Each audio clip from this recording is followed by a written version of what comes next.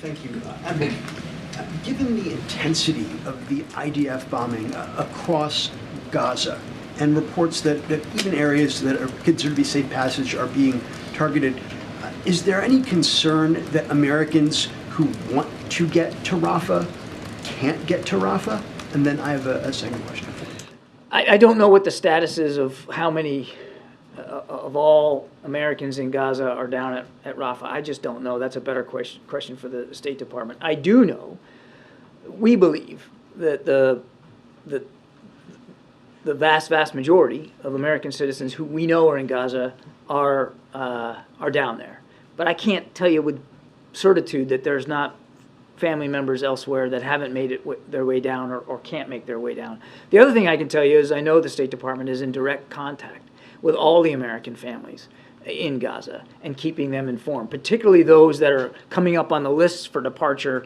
They're being notified where to go, when to be there.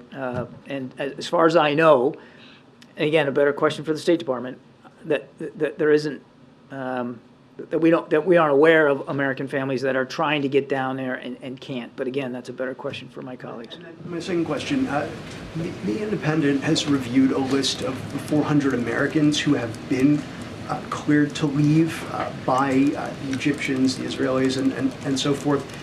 There have been prior reports that there were, I believe, between 500 and 700 Americans in Gaza. So I'm just curious about this discrepancy. There are 400 cleared to leave. If there are several hundred more in Gaza, is there a reason that they have not been cleared to leave? Have they not asked? Are they on some other list? And why then would the U.S. Not object to U.S. passport holders not being allowed to exit? So what you're talking about a rolling process here.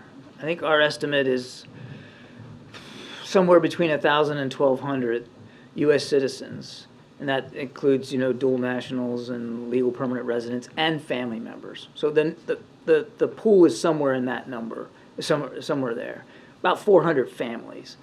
But this is a rolling process of getting folks out. So we know that there have been 400 that have gotten through that process, and we fully expect that the rest of them will get through that as well.